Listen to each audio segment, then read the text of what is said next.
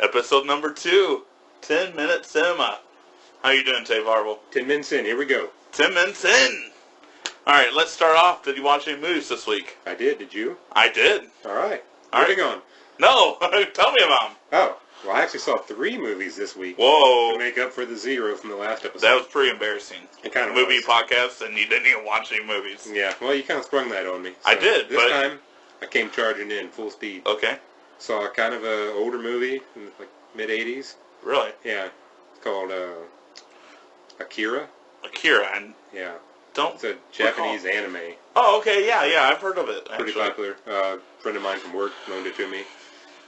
Very strange. Very strange? Yeah, I think I liked it though. Okay. Was it like mostly violence, or was it like... Yes. Because a lot of anime that I like have heard about is like really sexual, actually. So. Oh, really? Okay. Well, I mean, there is nudity in it, but it's mostly violent. Okay. Okay. It was pretty good though. Overall, I enjoyed it. You liked it? Yeah. All right. And then on Saturday, to celebrate being the 5th of November, I watched V for Vendetta. I've never seen it. Oh, I had actually only seen it once, and that was in the movie theater back in '05. Oh, yeah. So there was quite a bit of it that I had forgotten, so it was kind of like watching it again for the first time. Almost. That's cool.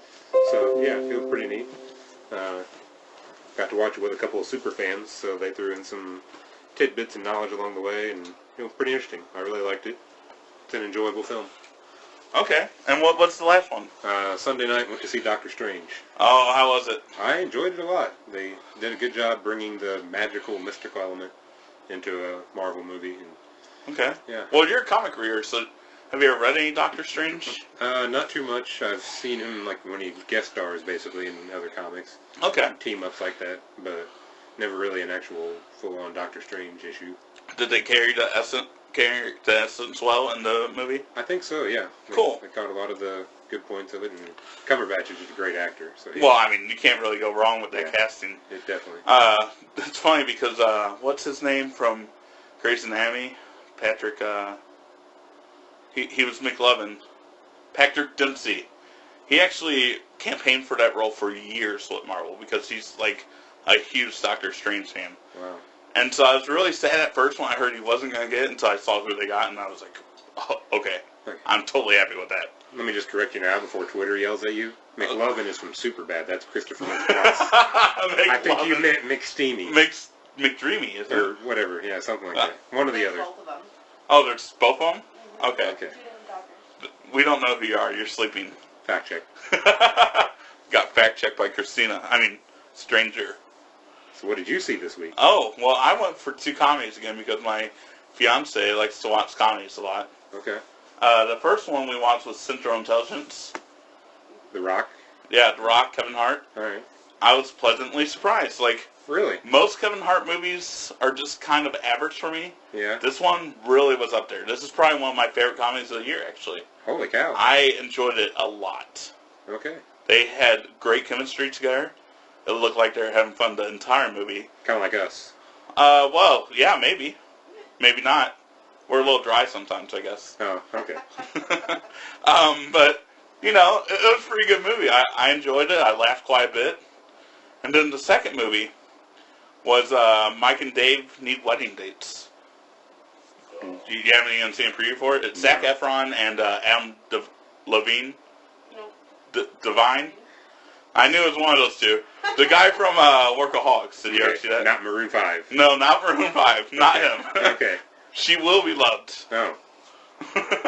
Anyway, it's Divine from Workaholics, and he's like in everything. I don't know if you know who he is right now. No. He's just one of those young comedy guys. He is in Pitch Perfect. He's a boomer. The, like, guy that gets the backup video, be a backup dancer in the video. Okay. So it had him in it, and Zac Efron, and Kendrick, and Audrey Plaza from Parks and Rec fame. Okay. And I didn't actually know that, but the 2 girls are actually best friends in real life. Neat. Yeah, it was funny. It wasn't the best comedy, but it's pretty funny. I enjoyed it. Okay. Be a little above average, maybe. Maybe just average. I don't know. So yeah, that's what I watched this week. I only had 2. You beat me this week, but so far my average is higher up. Well, you think. It's higher than yours. I'm 3 and 2. So I'm 2.5. You're 1.5. That's quick math skills. Really? Yeah, it happened right there. That calculator brain of yours. Boom. I was like, carry the 1. Boom. Anyway, you ready to go through minutes 10 through 20? I am. Of Gremlins, our movie, right now. And go. Alright, so we come back to the bank where we last left off, and she wants him to sign this petition, so he starts signing it. And she, all of a sudden, reminds him to cross his T, because he would not have done that. It's very important. I thought that was pretty funny. And then right away... Well, I just want to mention real quick, Okay. He got pretty darn close to him here. Oh, yeah, this is personal space. They are sharing the same air. They're basically almost sharing faces. Just about. They're And pretty close. my gosh, there is some chemistry here. Oh, yeah. There's definitely sparks flying here. I mean, sure. fireworks were visible during this whole scene. I didn't see those, actually. Well, that might be my brain tumor. Okay. Just kidding. Okay, well, anyway, I'll cut that out. Just kidding, I'm not going to. So then we have this angry, middle-aged woman. Well, upper middle-aged, but she's not 60 yet, I wouldn't think. She might be. She's getting close, I think. You think so? I think so. Okay, well, color me surprised. Okay. She's just walking down the street carrying this giant snowman head. And this looks like the angriest person you could possibly ever meet. Yeah. Like, basically, any of the, like, guests that you used to have at the movies that came on, like, for one of the war movies. And it felt like their car broke down and everything bad ever happened to them, and then they came into the building and just attacked you. Mm-hmm. The thing I noted here is the music that they decide to play as she's walking down the street. I couldn't help but laugh because it reminds me of the song that the Family Guy plays whenever the fat guy tuba walk. You know, they're following with the tuba to do the soundtrack of his life. And No, I don't remember this episode. Well, I've seen a lot of them, but I don't remember it. It's very funny. And Okay. that's what reminded me here. There's a lot of very, very heavy bass notes. Definitely. I mean, it's almost comical, but still very villainous. It kind of reminded me of A Christmas Story whenever he's getting to cuss, like it. So, type sounds. Yeah. That's what I thought of. And so then this lady comes up called Mrs. Harris, and she's like pleading with her that she's not going to be able to pay her bill for 2 weeks or something. Yeah. She's like, well, I guess you know what to ask Santa for Christmas. Hilarious. Yeah. This is super mean. Yeah. The villain has been established. Yes, this is like, what I basically looked at it was the female Potter from It's a Wonderful Life. That's because it starts with a bank and then boom, you see her. Yeah. So that's what I thought. And then this funny quote happens. So Mrs. Harris gets denied. And then she has her 2 kids with her 2 daughters. And one of the daughters goes, Mommy, I'm hungry.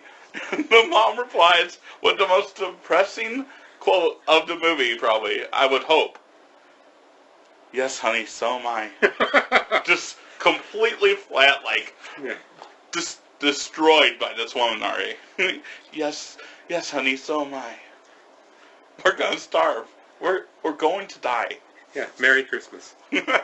So this is not like one of those feel-good movies right now. So she comes into the bank carrying the snowman head. Yeah, still has the snowman head. Shoves her way to the front of the line. Several people, 5, 6 people in line for Billy's line. And throws the head up onto the counter and says, "This is all that's left of my Bavarian imported snowman." Can you say that one more time? No, I can't. Oh, that I'm was just going to have to listen perfect. to the podcast again. Okay. But I want to hear it right now. Because it's on the podcast. Well, it is, but Yeah. the podcast isn't going to be up tonight. It's going to be up tomorrow. No. Which, when they're listening to it, Friday. it'll be now. It's coming up Friday. But it's actually in the past. Oh, it is coming up Friday. You're right. Yeah. Today's not Thursday. It's No, Wednesday. It's Wednesday. Wow, look at that. Yeah. Boom. But they'll think that's now. But really, it was 2 days ago when this happened. Whoa. Mind blown part 2. Now I see the firework. Wow. So she decides she doesn't want money for a snowman. Which, No. Oh. Okay. No money. No money. That's not going to cut it. She wants his dog. The dog. The dog. Wow. This is pretty hardcore. What does she want to do with the dog, Varble? Well, she wants it dead. Wow. She offers out that she can take it, and she will take it to the veterinarian clinic, and they're going to put it to sleep. And then her line is, that would be much more pleasant than what I could do to him. And Billy's just frightened to death. He's like, what could you do? And what did she say? She says, maybe I'll put him in my spin dryer on high heat. And this random old guy goes, that'll do it. He's experienced. He knows that would work. That was just so funny. So cheesy at that moment. That'll do it. Of course it would. But it's at this time that Barney, who has been at the bank as we discussed last episode, chews through his leash, jumps over the counter, and starts attacking Mrs. Deagle. Well, of course, because how could he not get in more trouble right now but have the dog attack her? Yeah. And from the dog's point of view, I mean, she said some awful things. Oh, yeah. He was trying to stay calm. You could tell Mm-hmm. he was really searching deep within to stop this from happening. But yeah. And ironically, as he jumps over the counter, he knocks over the head, thus destroying the rest of the remaining snowman. Which is what she deserved. That. Ooh. Can't wait till she gets hers. If she does. I don't remember her at all. Oh. Didn't remember her at all. Oh, wow. You were in for a treat. Oh, man. I can't wait. However, we did see Judge finally. And I did remember him once I saw him. Okay. Douchebag. Very much so. He comes, says like a quick line at the bank, and then we're back at the bar where Billy's just having a drink, I guess. We're not back at the bar. Well, we're at the bar. This is the first time it's been established. Right. And he's just having a drink. And he comes over and he goes, hey, Captain Clip-On. Big burn there. Oh, yeah. Sick burn. Good insult. Saving that one for later. My name is Judge. He didn't say that. My name is Judge. I don't. He didn't say that at all. You don't get the reference? His name is Gerald. Yeah, but you don't get the reference. From Arrested Development, Joe gets the magazine for Judge Reincourt's court or whatever, and it's my name, and he would close the magazine. It's Judge. He used Franklin. No? No. I think you do. I think you just make me look like an idiot on the podcast. That doesn't take much. It doesn't, but you know what? That's what you're doing. I know you are, because that's what you do. You'll get what's coming to you. Just like Mrs. Deagle. Just like Mrs. Deagle. And then Kate works there, apparently. Yeah, 2 jobs. Struggling. Not going to have much time for love. Or maybe she will. Oh, okay. So it sounded like she did this for free. Like she just kind of helped out at this bar. The way that Gerald was saying it, like, oh, you work for nothing. Like, I think he's also just kind of ribbing that he has a great job. He is executive vice president of the branch at 23. He's going to be president at 25. And be a millionaire by 30. Millionaire by 30. It's a good plan. But I love what he said. He goes to Kate. He's like, hey, Kate, you haven't seen my new apartment yet. And she comes back, I haven't seen your old apartment either. Shot down. It was not only a shot down, but she was letting Billy know, hey, I'm not interested in this clown. You think so? Yeah. Oh, totally. The way she said that, she was totally letting Billy know, I've never done anything with this jerk. My heart's to you. Oh, yeah, that's definitely what she was doing with that vibe there. Okay, I wasn't picking that up. You weren't picking it up. It was totally what she was doing. I'm a bit oblivious when it comes to love. So. Well, yeah, you are. Like, if I were to ask you for advice, I would then take what you said and do the opposite. That's probably how you succeeded. It is how I succeeded. Wow, that was really harsh. I kind of feel bad, but then I look at you and it just doesn't happen anymore. Wow. So Gerald really gets established as a kind of a, how do I want to say it? He wants to act like he's sophisticated, but he really has no idea what the fuck he's doing. I don't know if you picked up on this. Oh, yes. He orders a vodka martini, shaken, and not stirred. Trying to be like James Bond. Absolutely. Vodka martinis, it doesn't matter. It's the gin martinis that need to be shaken. Vodkas can't get bruised in anyway, so you just serve them. I did not know that. That's funny. Yeah. He also went with another line with Kate still. I just want to bring this up because it's hilarious. He's like, come on, Kate, come over. We're talking cable. It's a big thing in '84. Wow. We could do dinner sometime with cable. That was his line. That's like the equivalent of someone saying Netflix and chill at this day and age. Yeah. I got 4K curved TV, baby. Oh, damn, I might come over then. Yeah. You're talking some sweet moves to me. Yeah, and stroking the beard. And the beard. The 3.5-inch long beard. Is that what you said? No. Earlier? No, not at all. What did you say? I said 7.5. 7.5. Yes. That is way longer. Yeah. 3.5 is the longest my hair on my head is ever. Oh, okay. So, I misheard. yeah. I was getting it ready for us to Yep. view. Failure. Whatever your failure. That's why I said it wrong. Mm-hmm. So now, We back go to the Peltzer household. Yeah, we go back to the house. We get to see the mom for the first time. And look at it. She's watching It's a Wonderful Life. I think really? She was. Oh, okay. You didn't realize that It Was a Wonderful Life? It's Jimmy Stewart. He's running down the street, like, because he's back from... The future.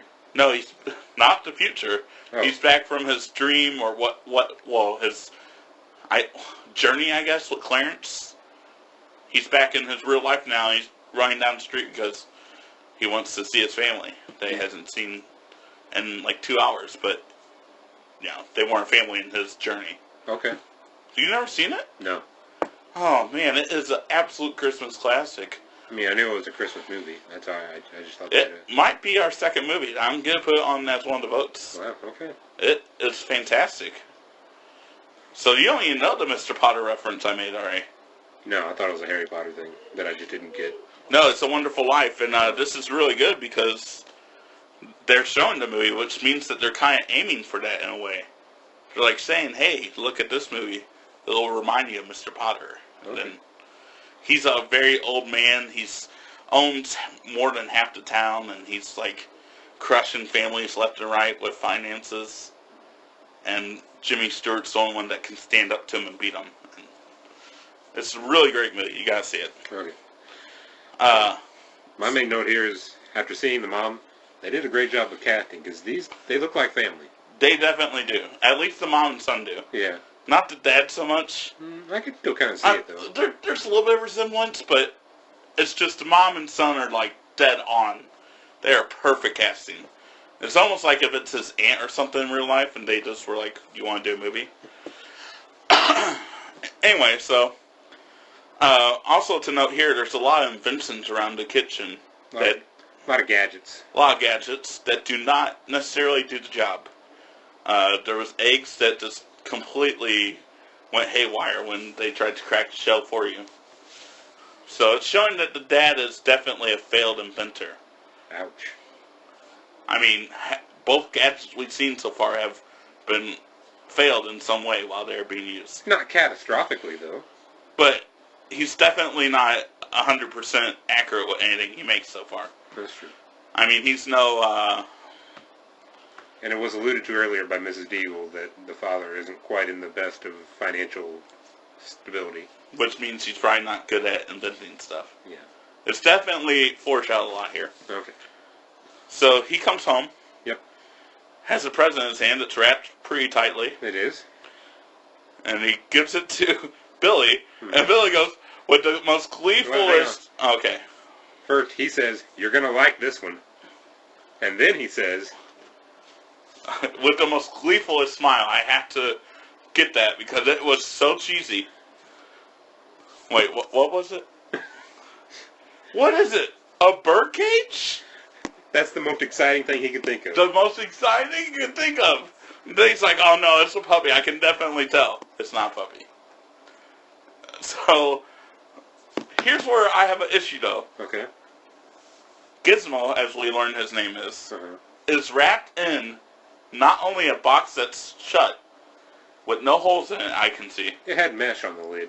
Okay, Whenever they lift the lid up, there's... But, okay, it has mesh. But then, it's wrapped with wrapping paper. I mean, maybe he did this in his car when he was outside. I would assume so. But most likely, he's not the kind that wraps his own presents. He probably went somewhere to have it gift wrapped, because that happened more so in the 80s. So he literally had this wrapped, drove home. How is Gizmo not dead right now? How do we know he needs to breathe? That's not one of the rules. Let him breathe. That's true. But this is a very sketchy thing to do, wrapping a pet in a box for, I would have to assume, at least 10 minutes.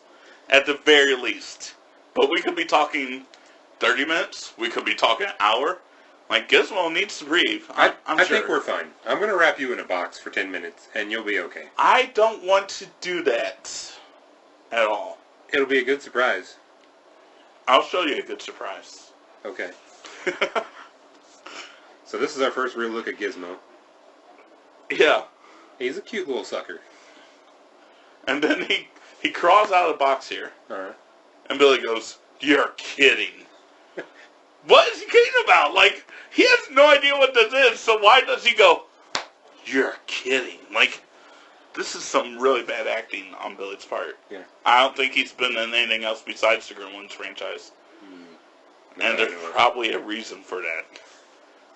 So he picks him up, and he's like, "This is really neat." Maybe it's just the phrasing of the 80s that we don't remember. Yeah. Maybe this is like a good type written script, and we're just knocking it because it's 2016. Could be. But this seems like the writing could have been a little bit better in the dialogue. Yeah.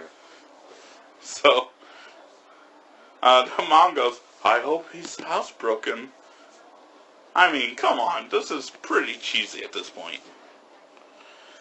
So then we get, a nice family photo. Okay. We got to get Billy and Gizmo to have a nice family photo. It's a good time.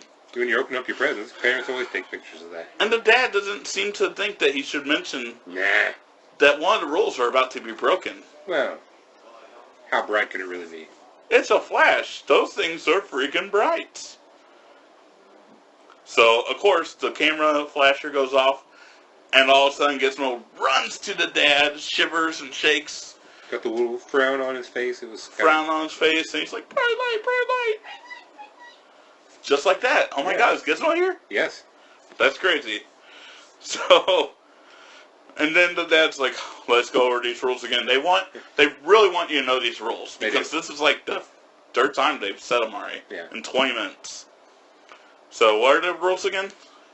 Well, no bright lights. No bright lights. That's obvious now, after what just happened. And the dad says, "Don't give him a bath." Yeah. He doesn't say, "Don't put water on him." He just says, "Don't give him a bath." Or don't let him drink. Don't let him drink. So that brings up a question. There's got to be some kind of weird biology. Because they got to be able to drink something. Like the human body is, 70% water. If you don't have water, you die. Right. So this is a mystical creature. I guess so, because he apparently doesn't need air. He doesn't need water. Yeah. He actually is against water. Right. It hurts him. Yeah. So... And really, I don't think they ever get a chance to eat. Because they can't be out in the sunlight. Well, yeah, we talked about that last time. Sunlight will kill them. But they can't eat after midnight. That's my first mind blow. There's a really small window there of when they could actually eat. Between I think they still eat, though. Sundown and midnight. Because one of the things I remember from this movie, I'm pretty sure Billy feeds them something. Chicken. It's like it popped in my head out of nowhere. Huh. So, yeah, he feeds them something. Well, just because they do eat doesn't mean they have to. I would assume he has to eat. I mean, you would assume he had to drink too. Maybe he can drink milk. We don't know. Maybe he's a milk drinker. Maybe if the water's diluted enough with other chemicals that it doesn't affect him. Water is used to dilute things. You can't dilute water. You could. Okay. I'm going to come over on next time and have some diluted water with you then. Okay. All right. You'll see. I'll just put some more water in it. All right. I hate you. All right, and then yeah, I know. We need wrap up. So the final couple of seconds here, we see Billy's playing on his electric keyboard, and Gizmo is matching tune. Yeah. And that's how this story ends for this week. Yep. Right at the 20-minute mark. Pretty good 10 minutes, so I think this was a lot better than the first 10 minutes. I agree. But it's definitely a very cheesy movie at this point. Yeah. Well, it's still, comedy. It is a comedy horror, Yeah. But it's more comedy and kind of family-ish than it is horror. At this point. I think it has more just horror elements to the genre being family comedy. It's going to get messed up soon. Okay. Well, that's all we got for this week. All right. This Friday. This is Friday. Actually, it's Wednesday. Yeah, I'll see you Monday. We will see you Monday. Okay. All right. This is gonna get cut because Yep. Pretty awkward. Yep. We don't really have a sign off yet.